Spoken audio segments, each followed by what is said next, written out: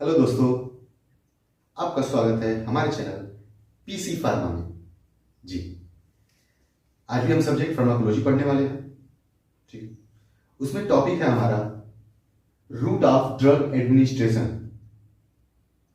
Root का मतलब आप जानते हैं, रास्ता या मार्ग। ड्रग मतलब दवा। एडमिनिस्ट्रेशन का मीन है डिलीवर करना या फिर देना। ठीक है, ऐसे रास्ते जिसके तथा से हम दवा देते हैं या दवा देंगे। ठीक है, उसको कुछ डिफाइन किया गया। Route of drug administration is the path या way by which the drug is delivered into the body.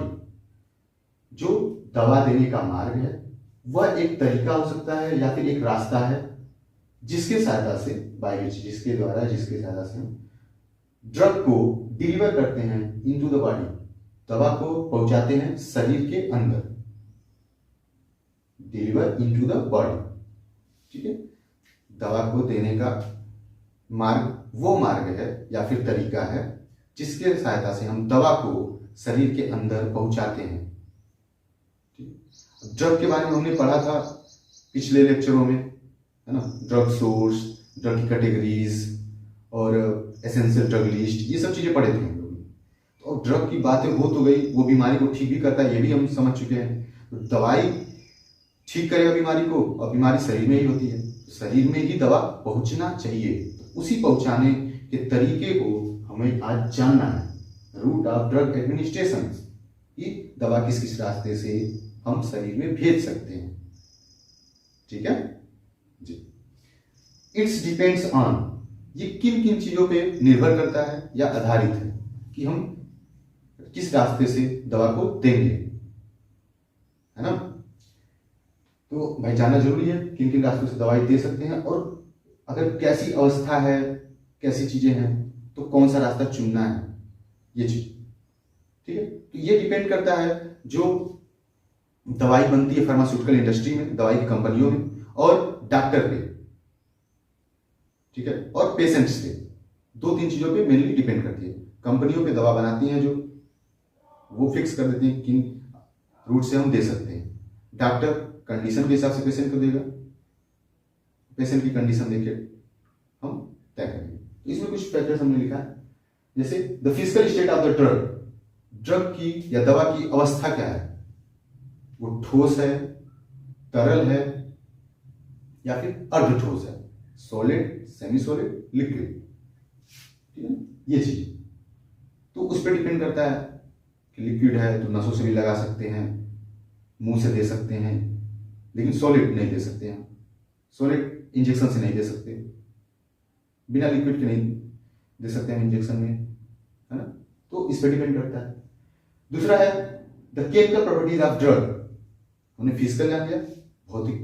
अब रासायनिक, दवाई का संगठन कैसा है, बनावट कैसा है, या फिर वो शरीर में सब केमिकल ही भरे पड़े हैं, तो उनके साथ ये क्या तालमेल उसका होना चाहिए या फिर है, ये देखना होगा। जैसे सॉल्युबिलिटी, पीएच एक्सेट्रा। सॉल्युबिलिटी, जब हम दवा को देंगे तो वो कितने अच्छे से घुल पा रहा है शरीर के तरल के साथ या नहीं घुल पा रहा है ना। तो ये चीजें भी ध्यान देनी पड़ती है दवा देते वक्त। ठीक है, पीएच, हमारे शरीर में पीएच जो है अलग अलग जगहों पे, अलग अलग अंगों में अलग अलग है। जैसे पेट का पीएच जो है हमारे 2.3 अप्रॉक्स 2.3 माना जाता है, लगभग 2.3 पीएच है। आंख के जो लिक्विड यानी कि आंसू जिसे बोलते हैं, उसका पीएच जो है हमारे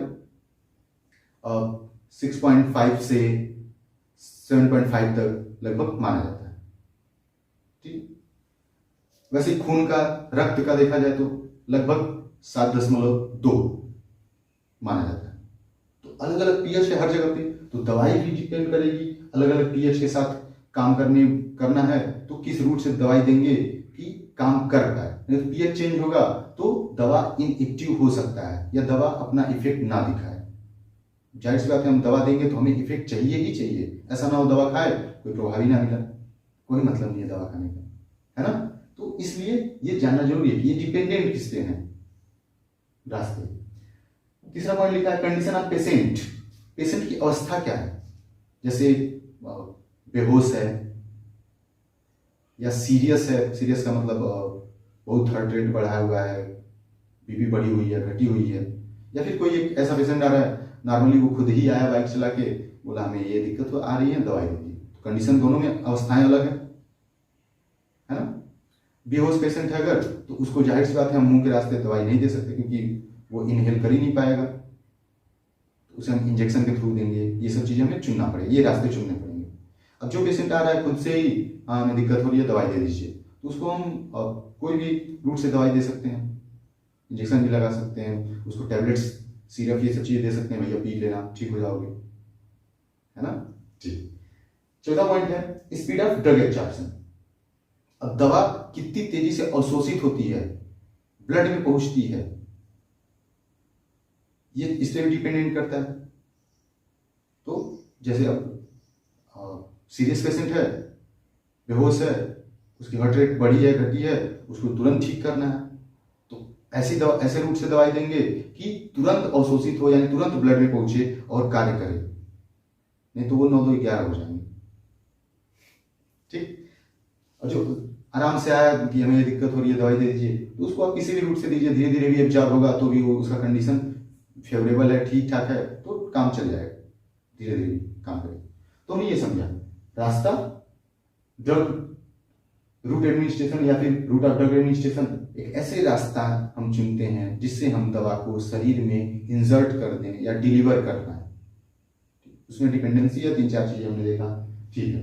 अब जाहिर सी बात है, जब ये चीजें जान लिए हम, तो कंडीशन डिपेंडेंट करता है, दवा की केमिकल, फिजिकल, ये सब चीजें मैटर करती है। तो अब उसमें कई तरीके हैं, और कई तरीके क्यों चुनना पड़ रहा है ये तो जानना पड़ेगा। तो इसको रिलेट करते हैं, जैसे कि हम मार्केट जाते हैं, हमारे घर से 5 किलोमीटर 7 किलोमीटर दूर, 2 किलोमीटर दूर मार्केट है, तो जाहिर सी बात है उसमें जरूर 2-3 रास्ते होंगे जाने के। तो वो हम पे डिपेंड करता है कि हम किस रास्ते से जाएंगे, कितनी हमें जल्दी पहुंचना है, कितनी जल्दी वहां से सामान लेना है ना। रास्ता है 2-3, मार्केट जाना है, हमें कितनी तेजी से जाना है, जाने की जरूरत है, ये चीज हम पे डिपेंड करता है। लेकिन ये भी हम जानते रहेंगे कि 3-4 रास्ते हैं, तो तीनों में कुछ कठिनाइयां हैं, कुछ फायदे भी हैं। ठीक है। जैसे कोई सकरी रास्ता है या गली है, कोई भीड़ भाड़ वाला रास्ता है, कहीं पे पानी होनी है ढेर सारे, अलग अलग चीजें हैं ना, कंडीशन हम पे डिपेंड करता है कि हम किस रास्ते से जाना पसंद करेंगे, या हमें किस रास्ते से जाना चाहिए। वैसे सेम इसमें भी है कि किस रूट से हमें दवा देना है, ये चीजें हमें समझना पड़ेगा। तो इसको देखो, यहाँ पे लिखा है various route of drug administration, विभिन्न प्रकार के रास्ते जिससे हम दवा को प्रसारित कर सकते हैं या फिर दे सकते हैं। ठीक है।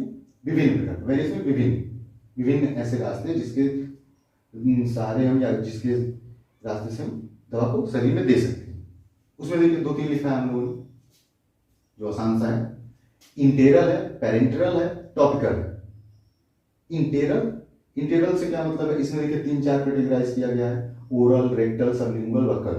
इंटेरल का मतलब ये होता है कि ऐसे रास्ते जिसमें हम दवाई देंगे जो जीआईटी हो, गैस्ट्रो इंटेस्टाइनल ट्रैक्ट, जैसे मुख द्वार से लेके मल द्वार तक जितनी भी चीजें आ रही हैं बीच में अटैच्ड हैं, ये सब जीआईटी में ही आती हैं। ठीक है। गैस्ट्रो इंटेस्टाइनल ट्रैक्ट में आते हैं, पाचन तंत्र सीधे सीधे बोलते हैं उसे हिंदी में। ठीक है ना। तो उस रास्ते से जो भी दवाइयां दी जाती हैं उसे इंटेरल रूट बोलते हैं। मैंने अभी रास्ते में बताया, रास्ते को रिलेट करके कि उसमें कुछ कठिनाइयां भी हो सकती हैं, कुछ फायदे भी हो सकते हैं। तो ऐसे ही हर एक जो तरीका है उसमें कुछ फायदे भी है, कुछ नुकसान भी है। अब इंटेरल में क्या फायदे हैं, ये हम आसानी से दे सकते हैं, कोई भी पेशेंट ले लेगा, और मुंह से खाना है आसानी से ले लेगा, क्योंकि मुख द्वार से मल द्वार तक इसे बोल ही रहे हैं। ठीक है। लेकिन इसमें होता क्या है, बहुत सी जो दवाई का पार्ट्स है वो इनेक्टिव हो जाता है, सीधे सीधे बोले तो, क्योंकि ये जब आंत में पहुंचता है, मुंह से जाके पेट में पहुंचेगा, पेट से आंत में पहुंचेगा, तो आंत से जब एब्जॉर्ब होता है, वहां पे जो पतली पतली नसें हैं, कैपिलरीज जिसे बोलते हैं, धमनी का ही छोटा भाई बोल सकते हो आप, ठीक है। तो वहां से जार होती है तो वो लीवर में पहुंच जाता है ब्लड। लीवर में जब पहुंचता है तो लीवर जो है क्या करता है, दवाइयों को छांट देता है, इनेक्टिव कर देता है कुछ मात्रा में, क्योंकि वो नई चीजें हैं शरीर के लिए, लीवर के लिए नई चीजें हैं, ठीक है। तो ये इसके नुकसान है। फायदे हैं कि ये नुकसान जल्दी नहीं करते हैं। आप खाए, कुछ रिएक्शन वगैरह हुआ, उल्टी कर लीजिए पानी पी के, ऐसी चीजें भी कर सकते हैं हम, है ना। और लेस चांस रहता है, कम चांस रहता है इन्फेक्शन वगैरह या रिएक्शन करने का, ये सब चीजें होने का, ठीक है। हाँ, तो इसमें देखिए ओरल रूट, ओरल यानी मौखिक, मुख के द्वारा जो दवाइयां हम लेते हैं जैसे टैबलेट वगैरह, ठीक है। रेक्टल, मलाशय, मल का आशय, ठीक है ना। तो एक तो गुदा होता है जिसके रास्ते से मल बाहर निकलता है, लेकिन उसी से जस्ट ऊपर जो मलाशय होता है, तो उसमें जो दवाइयां इंजर्ट की जाती है, जैसे सपोजिटरी होती है और इनिमा होती है। इनिमा जो ऑपरेशन से पहले पेशेंट को लगाई जाती है ताकि उसका पेट साफ हो जाए, ऑपरेशन होने के बाद चीरा लगा है और बाद वो फ्रेश होने जाएगा तो उसके जो टाके लगे हैं वो टूट सकते हैं। तो इनिमा एक ऐसी दवाई है जो डायरेक्ट मलाशय में ही इंजर्ट की जाती है, इंटर करा दी जाती है।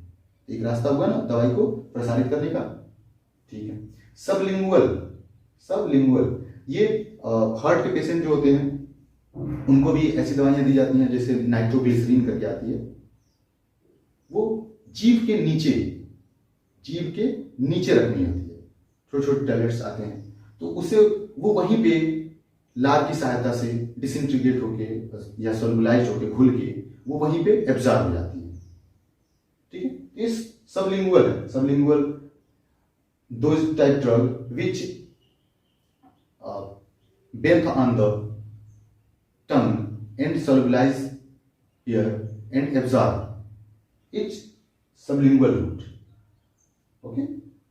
बकल, बकल में क्या होता है, सबलिंगुअल और बकल लगभग थोड़ा थोड़ा सिमिलर है, कंफ्यूजन क्रिएट कर सकता है। सबलिंगुअल में सीधे सीधे याद रखेंगे, सीधे जीभ के नीचे, सीधे जीभ के नीचे।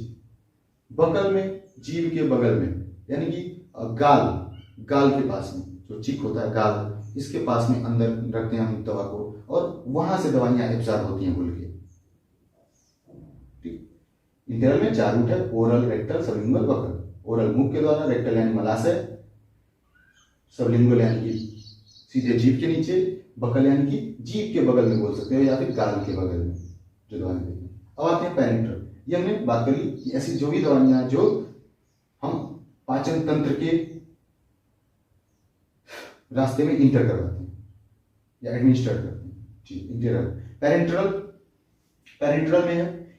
पेरेंटरल का क्या बात है, ऐसी दवाइयां जो हम पाचन तंत्र के अलावा दूसरे रास्तों से देते हैं, पाचन तंत्र में नहीं देंगे, सीधे सीधे, अदर देन जीआई ट्रैक्ट, ठीक है। पाचन तंत्र के अलावा दूसरे रास्तों से देते हैं, पेरेंटरल रूट कहलाता है। अब इसको, इसमें कई है, तो इंट्रावेनस है, आईएम है, सबक्यूटनियस है, इनहेलेशनल है, ट्रांसडर्मल है। इंट्रावेनस का मतलब होता है, इंट्रा मतलब अंदर, वेनस का मतलब वेन्स, जो सिरा बोलते हैं आप, जो ऊपर जो आप देखें इंजेक्शन वगैरह लगाया जाता है तो वो वेन्स में ही लगते हैं। तो जाहिर सी बात है ये अब पाचन तंत्र का रास्ता तो है नहीं, तो अलग से हम इसे दे दें, ठीक है। तो इंट्रावेनस ऐसी दवाइयां जो नसों में दी जाती है। अब आईएम में है इंट्रामस्कुलर, मस्कुलर मसल्स, मांसपेशियां, इंट्रा मतलब अंदर, मसल्स मांसपेशियां, तो ऐसी दवाइयां जो मांसपेशियों में दी जाए। आपने देखा ही होगा वैक्सीन हाथ पे भी लगते हैं, कमर पे लगते हैं, है ना, पीछे साइड में, तो वो मांस में ही लगाए जाते हैं। सबक्यूटनियस, सबक्यूटनियस क्या है, आप स्किन के बारे में जानेंगे, जो हमारा बाहरी परत है शरीर का, स्किन, चमड़ी, इसके 3 परत हैं। एक ऊपर होता है एपिडर्मिस, एपिडर्मिस, अगर 3 लेयर ऐसे बना दिया जाए तो 1 हो गया, 2 हो गया, 3 हो गया, ये हो गया एपिडर्मिस। दूसरा हो जाएगा डर्मिस, तीसरा हो जाएगा हाइपोडर्मिस। हाइपोडर्मिस या फिर इसी को सब क्यूटिनस लेयर भी बोलते हैं, सब क्यूटिनस लेयर। ठीक है, तो जाहिर सी बात सब क्यूटिनस रूट यानी कि सब क्यूटिनस लेयर या हाइपोडर्मिस में जो दवाइयां लगती हैं उसे ही हम सब क्यूटिनस रूट बोलते हैं। Those drugs which injured in the subcutaneous layer of the body is known as subcutaneous root। ठीक है, हाँ। इनहेलेशनल जो आपने देखा होगा अस्थमा के पेशेंट स्प्रे वगैरह करते हैं ताकि उनका जो सांस फूलना है ये तुरंत बंद हो जाए, है ना। तो अब सांस फूलना जो है ये नली तो लगभग एक ही है, यहाँ आके फिर दो हो गई हैं। पहले तो मुंह के रास्ते या फिर नाक के रास्ते लेते हैं, लेकिन अंदर आके नली अलग अलग हो गई। इसोफेगस जो भोजन वाली नली है और ट्रेकिया श्वास नली जिसे भी बोलते हैं वो श्वास वाली सांस लेने के लिए। ठीक, तो इनहेलेशनल में हम स्प्रे करते हैं अस्थमा वाले पेशेंट जो है इनहेलर से, तो वो रिस्पायरेटरी सिस्टम यानी कि श्वसन तंत्र में दवाई इंसर्ट की जाती है, वो भी आती है पेरेंट्रल में, other than GI tract. Transdermal ऐसी दवाइयां जो इपिडर्मिस में इंसर्ट हो, जैसे इंसुलिन जो पेशेंट जिनको शुगर हो जाता है उनकी शरीर में इंसुलिन की मात्रा कम हो जाती है। हम अगले वीडियोस में और इंसुलिन वगैरह के बारे में पढ़ेंगे तो हाँ अच्छे से और समझेंगे। ठीक, तो ऐसी सुइयां जो इपिडर्मिस यानी कि स्किन के एकदम ऊपरी वाले लेयर, हमें तो ऐसे पता चलता है कि एक ही है, एक ही लेयर है, एक ही परत है, लेकिन ये तीन परत है, इपिडर्मिस, डर्मिस, हाइपोडर्मिस। तो जो ऊपर वाले में लगता है उसे ट्रांसडर्मल बोलते हैं। अब आते हैं टॉपिकल पे। ठीक है, हमने इंटेरल पढ़ लिया जो जीआई ट्रैक्ट यानी कि पाचन तंत्र वाले नलियों में दी जा रही है, पेरेंटल यानी कि पाचन तंत्र के अलावा किसी भी जगह दे रहे हैं। ठीक, टॉपिकल में इसका सीधे मतलब ही होता है कि बाहर।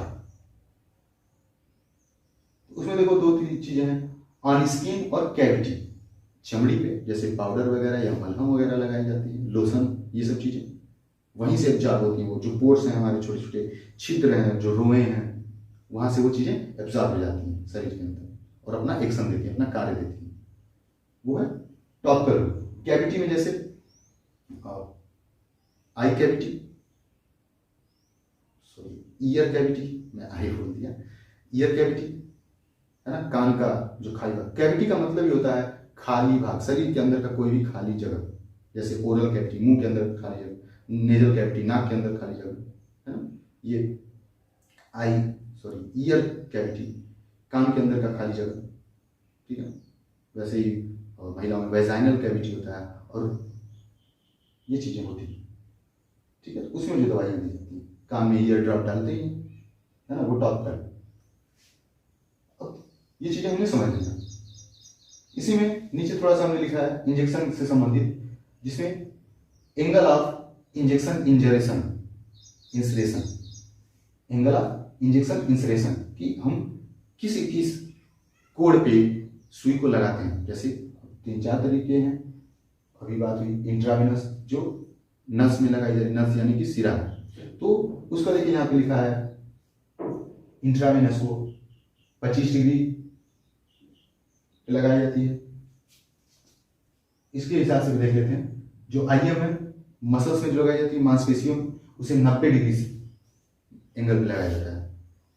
ठीक है, 90 डिग्री कोण पे, क्योंकि आपने देखा है जब भी वैक्सीन लगता है वो सीधा एकदम लगता है, सीधा है ना, ऐसे सीधा, कमर पे भी सीधा, मसल्स में डायरेक्ट, क्योंकि मसल्स में लगाना है तो ऊपर ही लगाओगे आप, दवाई जो है वहां पे इंसर्ट ही नहीं होगा। और मसल्स में सुई लगाने का एक ये नुकसान भी है कि वहां 10 ml से ज्यादा आप सुई नहीं लगा सकते, क्योंकि मसल्स के अंदर जगह नहीं है, वहां पे बहुत ज्यादा जगह नहीं है, भरे पड़े। ऐसा थोड़ी है कि हम ऐसे उसको दबा रहे हैं तो वो दब गया फिर वैसे ही रह गया, खाली जगह रहता तब के वैसे रह जाता, ऐसा तो है नहीं, है ना। मसल के अंदर ज्यादा जगह नहीं। 90 डिग्री पे लगता है, 45 डिग्री पे सबक्यूटनेस जो तीसरी लेयर, तीसरी परत थी जो हमारे चमड़ी की, वहां पे लगता है सबक्यूटनेस। IV 25 डिग्री सेल्सियस लगता है, जो आपने देखा होगा पैथोलॉजी में जाओगे, सुई अगर ब्लड टेस्ट करना है तो ब्लड भी निकालते हैं, तो ऐसे एकदम इस पोर्शन से निकालते हैं, है ना, या फिर इंजेक्शन लगाना, ठीक। और इंट्राडर्मल जो ऊपर ही एकदम स्किन पे, जो अभी इंसुलिन बताया, वो 10 डिग्री सेल्सियस लगता है। ये चीजें हमने जानी। रूट किस रास्ते से हम दे सकते हैं, डिपेंडेंसी किन किन चीजों पर आधारित है, और वेरियस रूट किन किन रास्तों से दवाई को शरीर में दिया जा सकता है। ठीक है जी, आज का ये टॉपिक हमने कवर किया, रूट ऑफ ड्रग एडमिनिस्ट्रेशन। आशा करते हैं आपको ये वीडियो समझ आई होगी। ठीक है, आप इसको एक बार दो बार देखिए, समझिए, पढ़िए, क्योंकि ये बहुत जरूरी है हमें जानना, किस रूट से दवाई देंगे तो कितना फायदेमंद है, क्या चीजें, ये जानना जरूरी है। चलिए, okay, good day, bye bye, पढ़ते रहिए।